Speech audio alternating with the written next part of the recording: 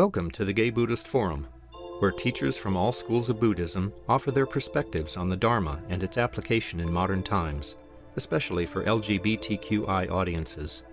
These talks are offered freely to the world and made possible by appreciative listeners.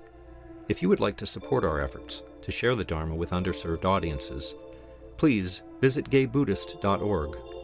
There you can donate, find a list of upcoming speakers, or enjoy many hundreds of these recorded talks dating back to 1996.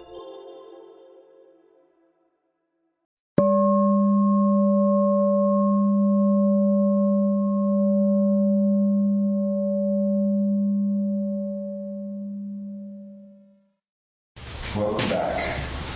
At this point, we do a brief bit of introductions. Is there anybody here who is new or returning after a long absence? I'm new. Oh. Would you like to tell us where you're from? I live here in San Francisco. I've been gone for about 18 years, and I just came back. From Portland. You're Michael? Yes. Yes. Well, welcome. So let's go around. My name is Henry. My name is David. Hi, my name is Alma. My name is Alzak. Matthew. Steve.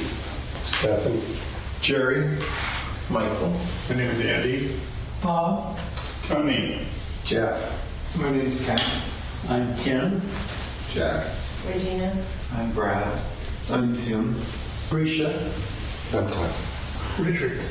And Michaiel. I'm about to introduce. And online we have Michael, Daniel, Christian, Bernie, Tyler, Tom, Luis, Steve, John, Jeffrey, Andres, Gittis, and Ron. Welcome to all. Yes. Let me introduce to you Michaiel Patrick Bovenes. Michaiel is a metaphysician, published author, spiritual healer, and the founder of Socializing. That's written SOUL-UTIONS. Solutions, a revolutionary personal empowerment teaching.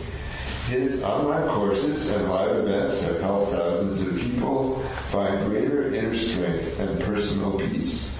Since 1991, Michael helps people transform their stress into strength and their struggle into greater freedom, confidence, and positive change. Solutions is not a religion, it's a conscious relationship with your soul. Solutions focuses upon activating your inner power to create the changes you desire by aligning with your true purpose, inner wisdom, and empowered destiny. And you can find more at www.soul-utions.com. There you are. Well, good morning, everyone. It's a pleasure to be here. It's an opportunity now for us to connect, to open up, to share, and to deepen our awareness of what really matters to us in our lives. You know, as we go through our daily routine, there's so much chaos, there's so much turmoil and change that's happening in our world, whether that's personally, state-wise, community level, or globally. And today's a time for us to come together and to remember the truth of who we are. And who we are powerful, majestic spiritual beings. And part of the journey of our spirituality is to forget about that, to separate from our source, to separate from the truth of who we are. We begin a journey where we were once one, connected to the divine, and we chose to get to know our individual, unique expression of love that we are. So we chose to separate on a soul level to explore the unique individuality of our expression. And in that separation, we began to forget. We forgot the truth of what really matters. And we journeyed through many different experiences, I believe many different lifetimes. We went through all the different kingdoms, from the mineral to the plant to the animal to the human kingdom. And then we come into the human being. And we have lifetimes here where we explore and seek to understand. And then something happens. A spark is lit. And something takes place where you begin to remember what was once forgotten. And not only remember, the spiritual journey is about awakening and remembering, but then to reunite, to reconnect with our source. And our source has been defined and described from humanity through many different religions and many different expressions. But what's most important is your perception, your personal and private connection with what I term God, Goddess, all that is. Your personal and private connection with your soul and your spirit. And in so doing, you begin to come home to yourself. And that's where we are all searching for, is to be at one with ourself. And from that oneness, to open up, to connect, to reunite and to remember the truth of who you are, and then to bring who you are into the world. Your real self, not necessarily who you've become. Because on the journey, we also have this companion, as all of us are aware of, called the ego, right? And that ego is a part of us that's necessary as human beings. And it's there to collect information, but it only has the 5 physical senses to make discernment out of. It can only measure what is physical, can touch, tell, smell, hear, feel. So that's what's real to the ego. So all this spirituality, metaphysics, anything that's outside of that realm is just often discarded. So most of us spend half of our life focusing on the form, the world, the physical. And as soon as I get this, I'm going to be happy. As soon as I transform this or change this, or I lose the weight or gain the weight or grow 3 inches or whatever, the ego always feels it's not enough. And guess what? It's true. Your ego isn't enough to make your life work. It's feeling I'm not enough is very true. And when we cut off and disconnected from our soul, and we only listen to the voice of our ego, we are very limited, and we create struggle, pain, suffering. And yet, every human being has this spiritual resource, and all of you here obviously have awoken and are exploring and achieving more and finding what really matters to you in life. And on a spiritual level, on a true level of our being, what really matters, I ask this with clients, what do you want? What do you want from life? What do you expect? What do you want? And they're like, I want to be happy. I'm like, okay. You got to kind of break that down, because what would make me happy may not necessarily make you happy. We all have our individual expression, but what I've discovered there are core, fundamental desires that we have as human spiritual beings combined. And the very first one is that we all seek to have an abundance of energy and health and well-being. An abundance of energy to get through your day. And that's unique and individual as the people here. From Steph Curry, who won the gold medal at the Olympics yesterday, he needs a lot more energy than I do, or a lot of other people. So to have an abundance of energy, health, and well-being is the first thing that we all really desire. And clarifying our desires helps us to make choices about our daily routines. The second thing that we yearn for as spiritual beings is that we want rewarding friendships and intimate relationships. I put an S on that. No, shouldn't it be intimate relationship? Relationships. Intimacy is not just sex. It's connection. It's a spiritual connection, first of all, and then it's a mental and emotional, and then sometimes, when appropriate, a physical, to express it that way. But most people think of intimacy as just the physical. Again, the ego says, well, if I can't measure it, I can't measure out my emotions or my mind or the spirituality, so it must just be sex. We all know that's not true. But when we bring these together, when we have spiritual, mental, emotional intercourse, where we connect and come together, there's a bond that you feel known and you feel safe. And that's what we all seek, is rewarding friendships and intimate relationships. This the second thing. The third thing that we seek is fulfilling success. We all create our own reality. Depending on how much you believe that and to the level in depth, you know that if you at least set goals and you go after it and you got an education, you went to college, you created realities for yourself. Some people keep it very limited, but neither way, we all create our own reality. And why would we want to consciously create failure? That's no fun. We want to be successful because it's more fun. And as spiritual beings, that's one of the very first premises, is that we came here to learn to have fun. When I got that years ago, I thought it sounded so trivial, right? To learn to have fun. But think about it for a moment. When you are suffering and struggling, is your heart open? You're helping other people? Or are you dragging them and yourself down into a pit? But when you're having fun, your heart's open, your light's shining, joy's flowing out, and you are changing the world by being and having and enjoying your life. So having fun is not just a trivial thing, it's about enjoying your life. And what was fun for you when you were 5 or 6 or 16 or 36 or 40 or 86 is going to change and evolve. And that's important to keep up with what makes you have fun. So rewarding successes, fulfilling successes in your life, and you get to define that, by the way. It's not about, again, the ego wants something to look at, the form. Well, how many zeros are in my bank account? There, then I'm finally successful. That's giving your power away. How do you feel about it? Success is access to resources. It's connection. It's being loved, valued, and appreciated by the work that you share into the world, which is part of this, fulfilling successes and productive work. You want productive work. Now, some of you here might be thinking, no, I just want to win the lottery so I don't have to work. I just don't want to have to work. But you see, work is an important part of our longevity. Did you know that? It's a major part for men especially of their self-esteem. Their self-esteem is tied into work. And often in the past, not so much today as it used to in younger or earlier generations, is that when people would retire, they would live for 1 or 2 years and they would die.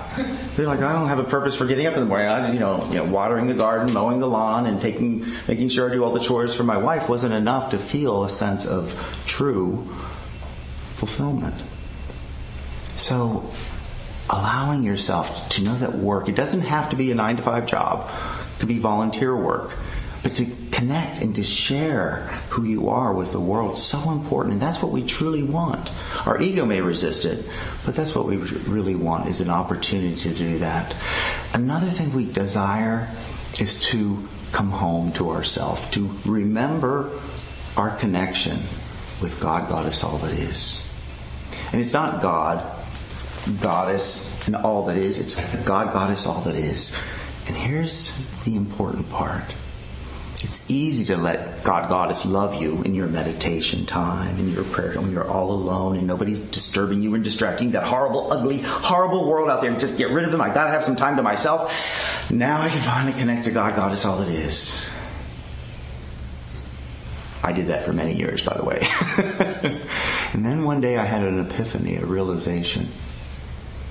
The challenge is for me to let God, Goddess, all that is, love me through all that is, through the other people in my life, through the weather, through the animal kingdom, the plant kingdom, through life itself. That's what we came here to do, is to be loved and celebrated, to give love to life and to receive love and to be loved. That's when you come home and you feel a oneness with yourself. The oneness you once experienced when you were connected, when you separated and started to forget who you were, then you started to wake up and to remember. And now how do you reunite? It's not by isolating yourself from this horrible world, but from realizing the beauty of the spiritual beings all around you. Now, does that mean every human being is a beautiful spirit? Yes. But they may be so lost in their ego and so trapped in the darkness of pain that they do some dastardly, ugly, horrible things. But even so, beneath it, one day, they'll wake up. One day, they'll remember. It may not be in this lifetime. But our challenge is to let ourselves be loved by life, by our co-workers, by our neighbors. They're not in the way of your spirituality. They are your spirituality. A living, breathing relationship with God, Goddess, all that is. Not based upon, well, I'm spiritual because look at all the books on my bookshelf. And look at how much incense I've inhaled, for crying out loud, over the years. You've got to be spiritual by now. Again, the ego wants the form rather than the function. And that's one of the things that I'm bringing up, because it's about building community. And so much of what I've discovered in my own, when I first moved to San Francisco 18 years ago, I was lucky. I met 6 friends, and almost immediately in the first 6 months I moved here. And they were all couples, 3 couples, and they were all recent new transplants. So they were looking to meet other people. They were open to meet. You know, I was single and here and met them, and they were great friends. We did lots of fun things together. I met them at a fundraising event up in Guerneville, a disco down the river. I volunteered for it. It was really fun. But in the last, let me think now, because of COVID, the time change, about 7 to 8 years, they've slowly all moved away.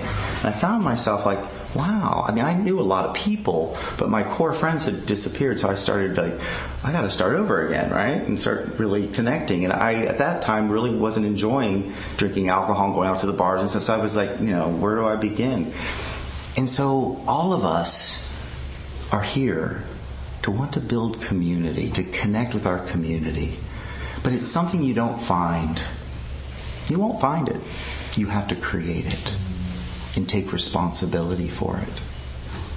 Yeah, I want to connect with the community. And again, the ego, tell me where to go. Tell me where to go. Tell me where this popular, where is the insight, where all the people like me hang out. Let me just go find the forum. And that's important. Don't get me wrong. But it's not enough. And the 7 secrets to connect more deeply with others is about changing the way you relate to your community. And that's when you have complete and total dominion over yourself. And I'm going to give you those 7 secrets in a minute. But before I dive into it, does anybody have any questions about what I've said so far? Any questions, any concerns, any... No? Okay, good. I'll get a sip of water real quick. So, when you look at your life, you are the core, right? You are the center. And from you have your family, you have your friends, you have your neighbors, you have your colleagues, you have your people you don't even know that you see on a regular basis in your community, and you have the world at large. But nothing changes until you do. Well, I keep looking for something out there to change me. I keep going to different groups, but if I don't change this fear of rejection, it doesn't really matter where I go. It's going to tag along for the ride. And so these 7 secrets are things that I've discovered trying to build my community, and I've successfully done that, and now I continue to want to encourage others, because in a time and in an age when we have the opportunity to be so connected, people feel so distant and separate and alone, and that's a crisis right now in our world, and it doesn't have to be. The first secret: when you're going somewhere, going out, going to meet somebody, the first secret is to check in with yourself. Am I open or am I closed? Is my heart open or is my heart closed? Am I open to connecting with new people? And the second part is, am I present? Am I willing to pay attention? How many times you go out and people are out and they're on their phones and they're not looking at anybody, they're afraid, and it's like, why are you out? Go home. It's too noisy here. You do better at home. But they're they want to be around people, but they're afraid of, obviously. Or there's nothing wrong to check your phone, but some people live on it to put up a shield. They're not open to connection. So being open and present is the first thing that you need to check in with yourself. The second, so important, is to be curious about people who are different rather than critical. The ego wants to be critical. It wants to protect itself and find what's wrong so I can protect and defend myself. You know where that leads. And nobody's out to kill you. Maybe 1 or 2 of you there are, but I'm just kidding. For the most part, nobody's out to get you, except in our minds and our ego. So be curious about people. Curiosity keeps your heart open. Be curious about yourself. Why is it that I shut down so quickly around it? Why is it that this happened? Why am I retreating? Or why am I being very mean or hostile? Whatever it is, I need to be curious about it, because when I judge it and criticize, I shut down and I separate myself from changing it. Why do you think people judge their emotions? Anger and guilt. Oh, it's bad, it's wrong. So they shove it down so they don't have to feel it. It works. But when you can stop judging it, you can start to connect and you can seek to understand, which is the third secret. From being curious rather than critical, the third one is to be understanding. To be an understanding person. Now, that's not just intellect. Oh, I understand. I get it. I got it. I got it up here. It's in my mind. I got it figured out. Okay, first component, second component, third component. No, it's about the mind and the heart coming together as being understanding. Yeah, intellectually I get it. I understand. I'm aware. But when I keep my heart open and I'm understanding, it's a different blend. It's compassion. Compassionate connection. So that's so important to check in with yourself. Am I being understanding, or am I like the ego? Just wants to be understood. I want everybody to get who I am. That's all that matters, is everybody gets who I am. But are you trying to get who they are? Oh, I'll get to that. Once they get who I am, I'll get around to that, right? Yeah. No, being understanding. And the world is full of people that would rather be understood than be understanding. You don't have to agree. You don't have to agree. To be understanding, and I'll give you an example. Unfortunately, our political world, the Republicans and Democrats, have been so divided, and there's such judgment between each, that if anybody comes into the room and they happen to identify as one or the other, they immediately shut down, push them, slap a label, and push them away. No connection, right? That's what judgments do. It separates you from the experience. And it keeps you isolated and lonely. But one thing that all judgments do, whether they're spoken or just in your mind, is they create pain. They hurt. And so it comes back to, who do I want to be? A hurtful person or a healing person? And if I want to be a healing person, I need to let go of my judgments. And there's so much more ramification as the rippling effect of when you really start. You don't do it overnight. It takes a long time to practice and, pull back and keep your heart open. Sai Baba, one of the ancient, not ancient, but a long time ago when I was a young student, would manifest gold ash, and when asked, this is paraphrased, but when asked, when did he actually have the ability to do that? He said, paraphrase is, when I finally let go of my judgments. Because judgments separate us. That's why God us all it is, doesn't judge what goes on in the world, doesn't judge it, or try to prevent it. It knows that we are all a part of it, and we have our free will choice to decide what to do and create our reality. It's not they're there to save us. They're there for us to create a playground to discover who we are. They don't judge. God us all that is doesn't judge. We judge ourselves. We keep ourselves from the connection, but they never do. They're waiting for us to come home, to let yourself be loved. So the fourth secret. The third one, being understanding. The second one, being curious rather than critical. The first one, being open and present. The fourth one, this is the doozy. The most difficult, the most determined. It's be vulnerable. Be vulnerable, yeah. And I like to say, be consciously uncomfortable. Be consciously uncomfortable. You know what? I'm going to this party on Friday night, and I know how I act in the past. I've got lots of track record to remember, to review. But I'm going to be vulnerable, and I'm going to be consciously uncomfortable, and I'm going to initiate conversation, or I'm going to go over and compliment somebody and say, oh, I really like your shoes. I'm going to push myself outside my comfort zone, because that's being vulnerable, and that's where the joy is. That's where the joy is found. If you always do what you've always done, you'll always get what you've always gotten. You've heard that, right? You always do. But I got to change. And I can change. And I don't have to do it massively, but enough to see the effect that, wow. I can't tell you how many times I'll have friends and I'll talk to them. This is mostly in the past, not so recently. But I'll be like, I'll ask them about another friend of theirs. Well, I haven't heard from them in a long time. They haven't called me. I'm like, okay, are you concerned about them? Have you not reached out to call them? I mean, why is this a one-sided street? But it's like, everyone wants to call me. That's the ego. It's all about me. And what are you doing to reach out, to find out, to risk yourself a little bit? If anybody here is really lonely and has lost a lot of local connections, to make a list of 5 or 6 of friends you've lost touch with. Make that list. And rate the ones that you think you most likely would like to connect with, and reach out to them. Check in on them. To say, hey, and track them down if you have to. But hey, you've been on my mind lately. I miss seeing you around, and I wanted to connect with you, see what's going on. Take a chance. What's the worst going to happen? They don't respond? The worst can happen is I do nothing, and I remain lonely. That's the worst thing. So being vulnerable, we admire it so much in other people, don't we? Don't we admire vulnerability? When somebody gets up there and just pours out their hearts, it's just like, I admire them. And yet I'm terrified of even coming close to doing that myself, right? It's like something that you really admire. So being vulnerable is the challenge. And you don't have to start out, like I said, and open your heart to any stranger on the street, but you need to practice it with the friends you do have.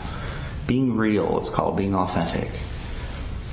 And that's so important. I'll give you a story that I shared this in my gay community circles group in different places. But when I was about 25 years old, I was living in Florida, and I used to go out to the bars and have fun and pick up guys and have a great time, all the fun things you do when you're 25 years old and living in Florida.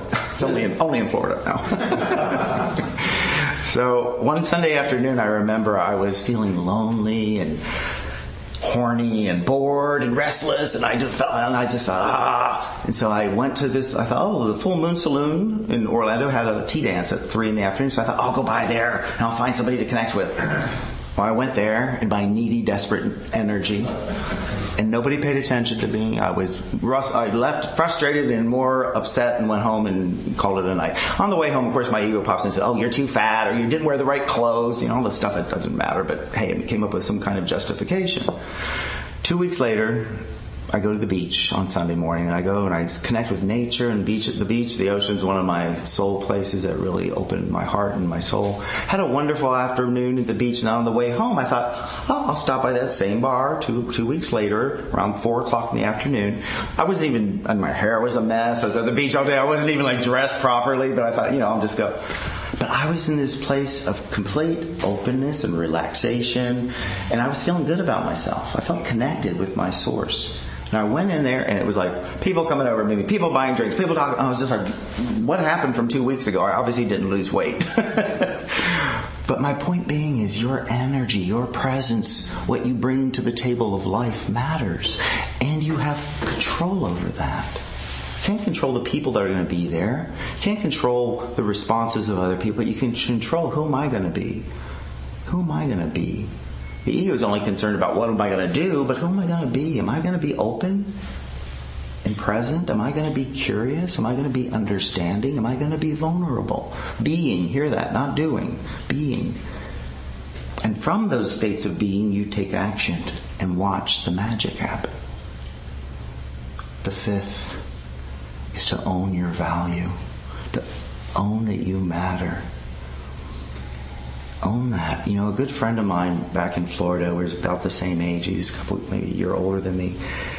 A couple years ago, he was really down and out because he was feeling very unattractive. He was turning 60 and just frustrated and, nobody wants me, I'm too old on my body, all that stuff. And I finally talked him into some common sense. I said, David, you need to just back down for a second here, first of all. I said, you're not giving yourself the benefit of the doubt. I said, when you can change your mindset that nobody wants me and nobody's interested and I'm unattractive, and start realizing, you're a commodity. In our age range, 60-year-olds, no, a lot of our friends died, did not make it through the AIDS pandemic. We're rare in the collective population. And I said, when you can own that, these younger guys that come up to you and you always wonder, what do they want to see, connect with me? It's often because they're like, I want to get to know somebody who's an elder.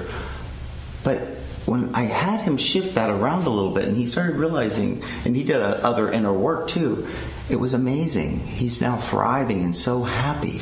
But nothing changed until he changed his mind. What is your mind made up of?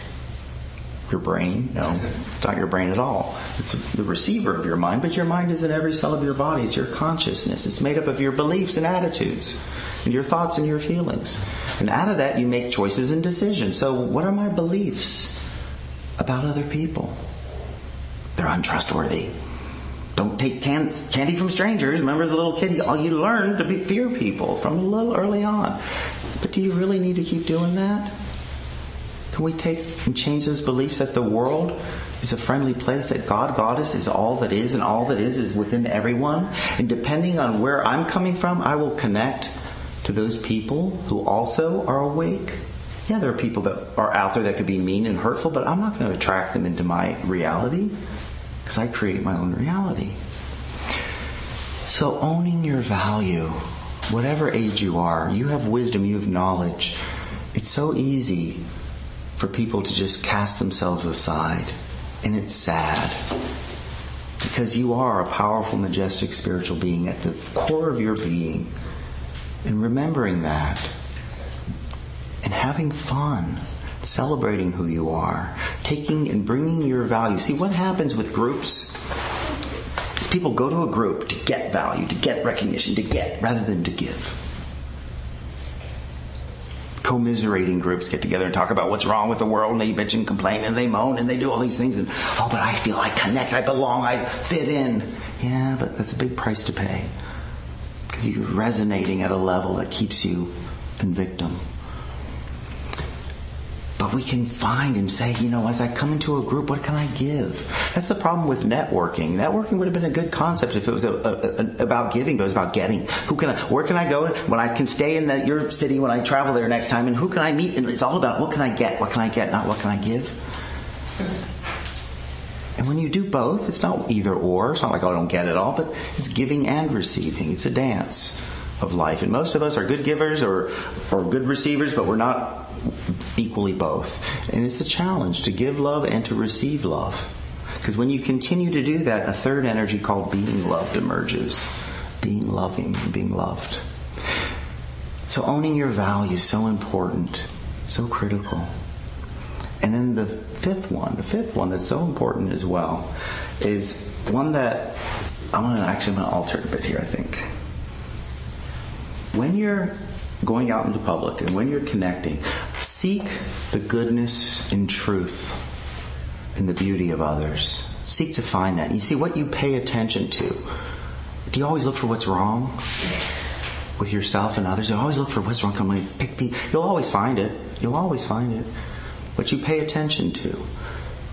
But be conscious. I want to pay attention to their uniqueness, their goodness, their curiosity, their sense of humor. Pay attention to them, their goodness, that they are also a spiritual being. Do I remember that? And let me be conscious of that and maybe connect, and it will be much more easily experienced. And then finally, the seventh is about discernment. Being discerning. You don't go out there and just collect everybody that you run into and become your best friend. No, you'd be discerning. Discernment is the opposite of judgment. See, judgment is all women are, all gays are, all blacks are, all whoever, slap a label. If you happen to be that, the ego's shortcut. The shortcut of the ego that cuts you short. Keeps you separate and alone. But instead, when you can open up and be discerning. What does that mean? To discern is to think and to feel and to come up with your evaluation, your own opinion, and then to decide. See, a judgment doesn't do that, does it? Oh, you're this. You're gay. Therefore, let me push you away. I'm not going to get to know this person. I'm not going to let them change my mind because I judged them. I'm not going to think and feel and evaluate and discern this person. No. They are this label, and I don't want anything to do with them. They're Republican or whatever. That's where you cut yourself short. And it hurts when we judge. That's the reason to stop doing it. Who do I want to be? A hurtful or healing person, as I mentioned earlier. So discernment is to think, to feel. Is this a good fit? Can I see hanging out with them in the future being beneficial for both of us? Can I see this as a win-win situation? And if not, that's okay. You're not here to be everyone's friends. And then you continue this or something better. That means something else will come along. It's not like, one time it's so funny. I was talking to a friend and they went on a date and they were so disappointed because the date went really bad. And I said, well, isn't that the point of dating? Is to figure out if you have a connection or not? You come together with a stranger, don't you kind of your expectations, you want it to work out, but when it doesn't, I'd rather know now than 10 years from now when I'm in a marriage with that person, right? So that's the point of dating. It's like, it's a numbers game, as they say. So those are some of the secrets of connecting more deeply with yourself and with others. To be understanding of yourself, to be curious about yourself, to be open to yourself, beyond who you've become. We've all become, I asked somebody that once, who are you? They're like, well, I'm an alcoholic, codependent, schizophrenic, bipolar. And I'm just like, that's not who you are. Those are labels. Those are things you might have experienced, but that's not who you are. But that's what the ego identifies with. I have people to connect with. Form follows function.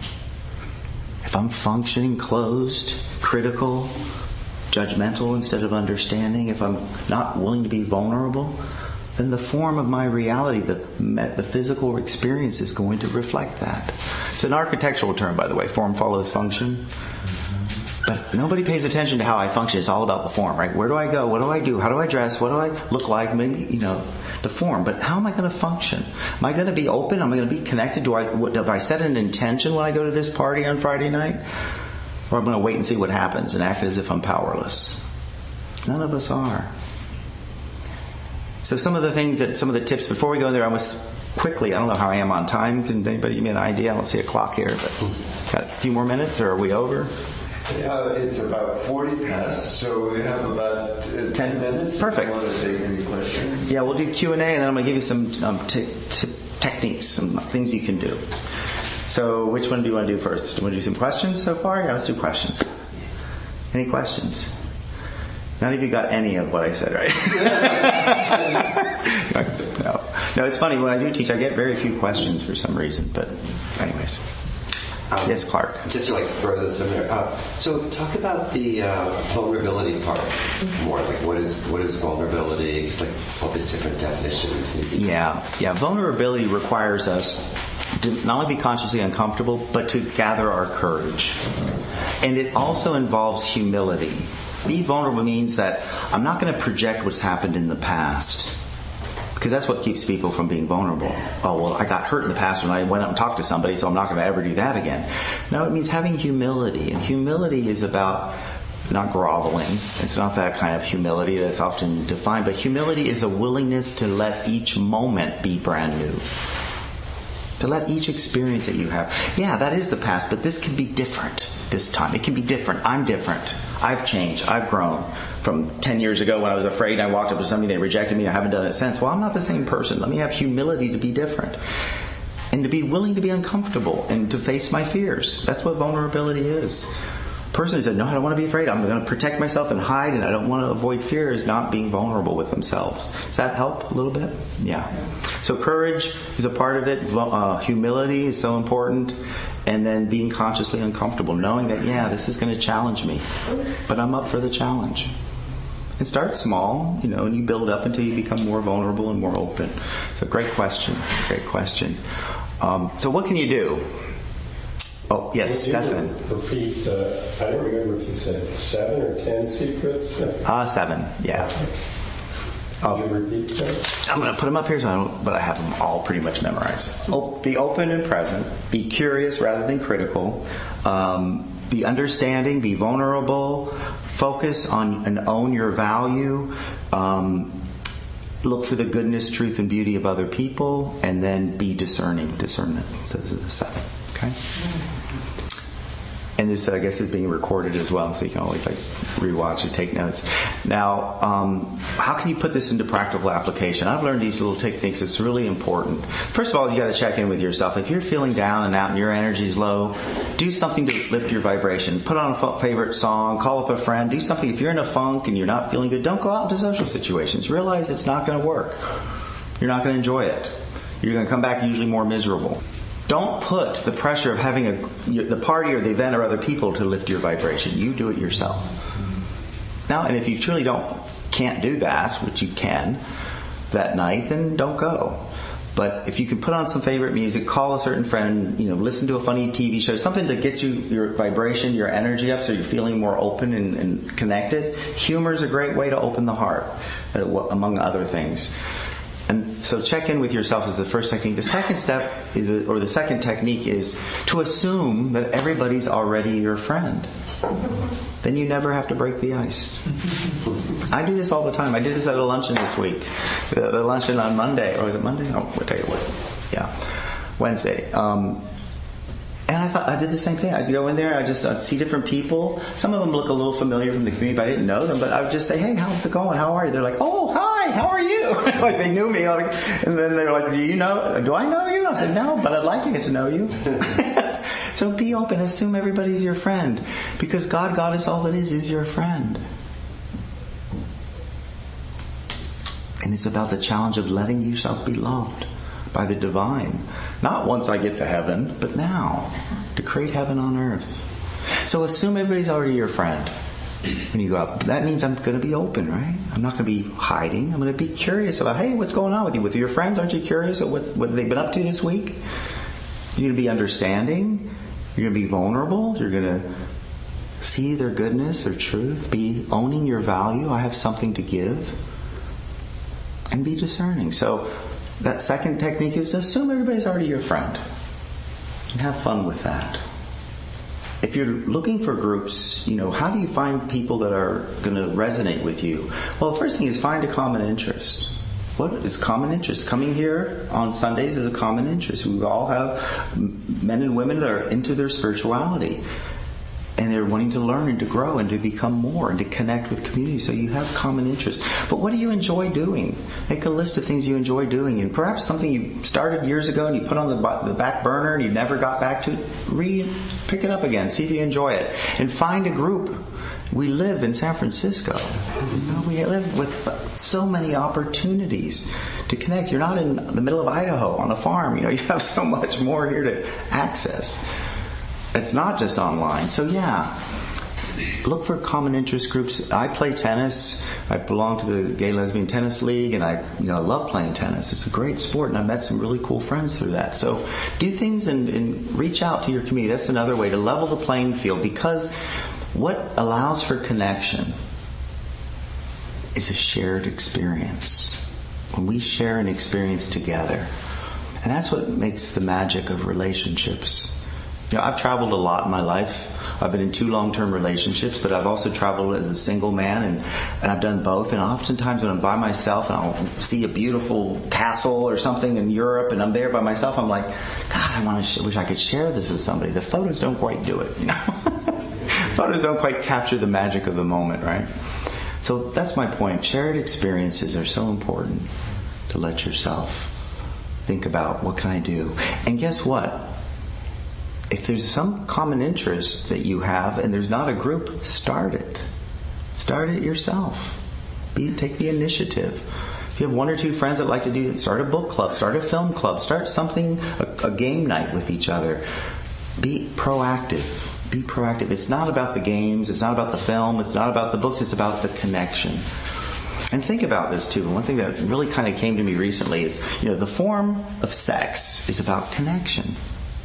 And it's the strongest drive for humanity. Well, it's not just about procreation, it's about connection. It's about knowing that you belong and you connect and you're part of something more. And so let yourself explore and find ways to connect and share yourself, share your talents, the things you enjoy doing with other people who also enjoy doing it. Whether it's sports or whether it's whatever. All right, so those are just a couple of things you can do but more importantly, is shift your being. Who am I going to be at this party? Who am I going to be at work tomorrow in that meeting? Am I going to be empowered or powerless? Am I going to have humility that it can be different this time? Or am I going to say, I know exactly what happens at that meeting and I'm not going to go there because I know it all, the ego. But it doesn't allow change. So with that, I'm going to get ready to wrap up, I guess, in a few minutes. Any other questions that you might have about what I've said so far? Does it make sense, folks, to y'all? Yeah, great. Well, I just had a question. I just want to Jeff. appreciate your, in most Buddhist contexts, they don't talk about soul. Right? There's no self. And I think it's not so literal, but to identify with soul first, the cliche, I'm not a human, trying to have a spiritual experience. I'm a soul. A spiritual being, experience. Exactly. And to shift the identity to the soul level. There are people who will look at you, when you're in your feeling that as a soul, and you talk to other people's souls. Yeah. As souls, that's a wholly different experience. Thank you for bringing that up, Jeff. And that's a big part of my work is solutions. And let me explain why real quick. Do I have a few minutes? How are we on time? It's 52 past, so you have 3 minutes. 3 minutes, okay. I believe all that is oneness, the nirvana, it's the Holy Spirit, whatever you want to call it, but it's just the one, right? Well, wanting to know itself, it divided into polarity, into duality, into this world of consciousness, and that one becomes two, as goddess and God. And from the energy of the goddess steps down the soul. And from the energy of God, the light of spirit fills the soul. And from how do we connect with our soul and our spirit?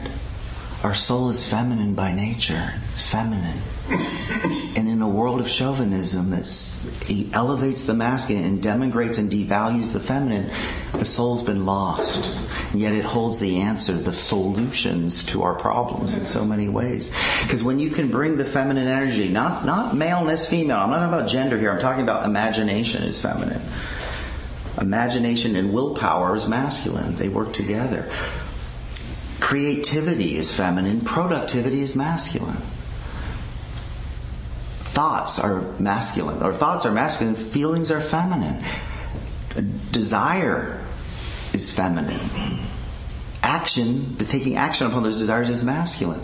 And so desire, imagination, creativity, a lot of gay men have a lot of those qualities. I wonder why. Maybe they're in touch with their feminine energy. Maybe they're here to help heal the soul on our planet, to know that we can have both as consciousness, not in just the form, the ego. Well, I'm a male body, therefore I'm only masculine. No, it's equal amounts. And that's when we bring those together, we create wholeness, where the wholeness is a reflection of the oneness above, where I am at peace and I'm complete within myself.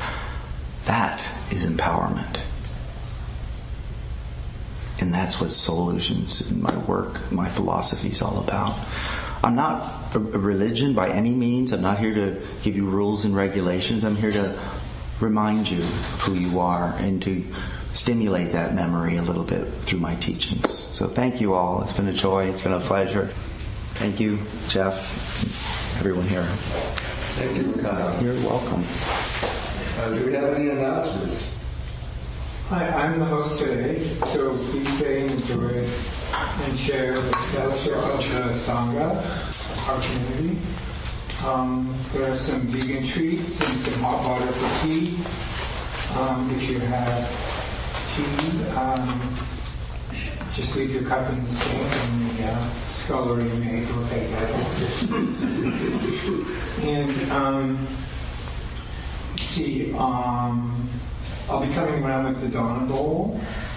This is an opportunity to help support our mission to share the Dharma, and your contribution helps pay for the rent of this space, the donations we make to the speakers, the newsletter that goes largely to people who are incarcerated, and starting in September, maybe we'll start offering our dinners at Market Street Youth Center to support the homeless kids that they take care of.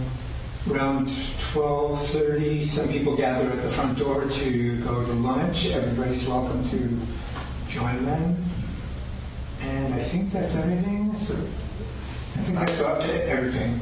I just want to tag on to the resurrection of our meal program monthly at Larkin Street. It's a really great way to do your service in action, you know.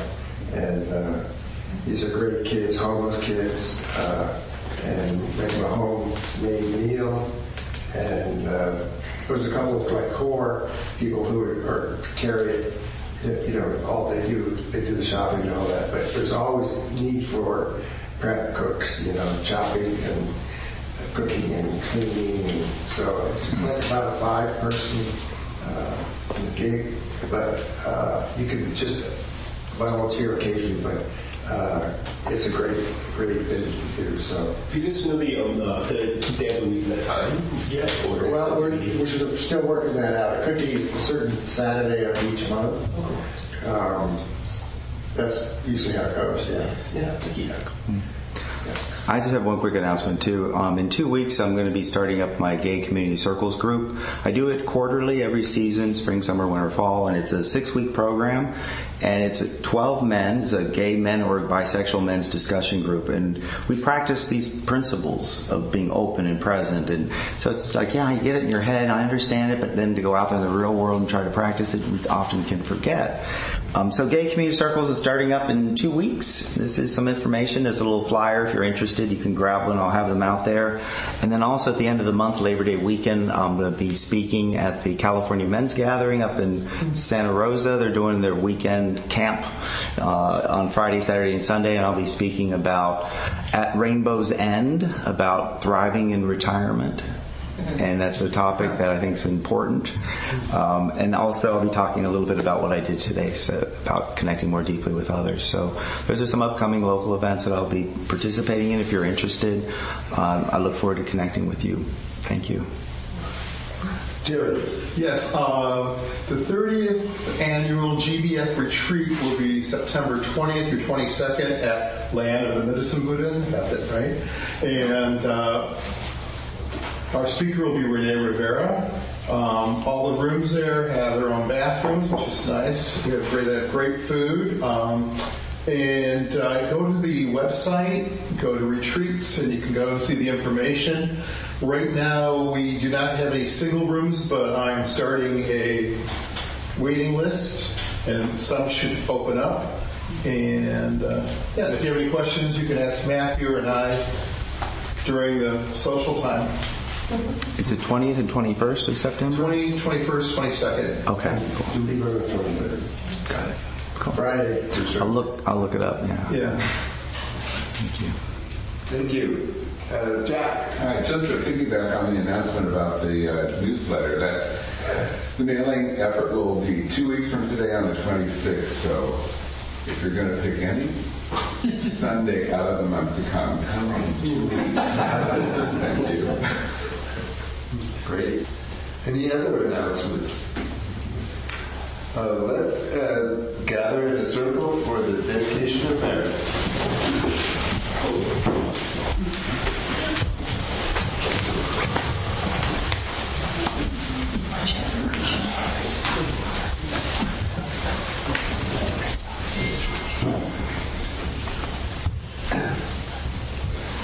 By the power and truth of this practice, may all beings have happiness and the causes of happiness.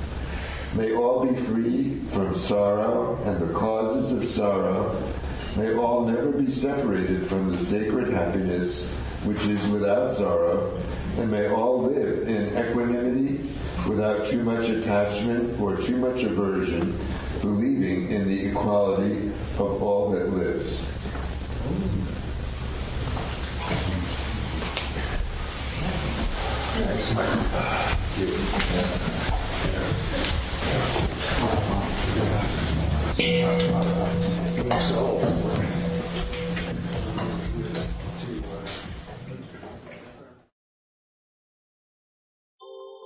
Thank you for listening to the Gay Buddhist Forum. If you would like to hear several new talks per month, and be notified of upcoming speakers so you can participate live. Please subscribe to this podcast, like us on Facebook, and join our mailing list by visiting gaybuddhist.org.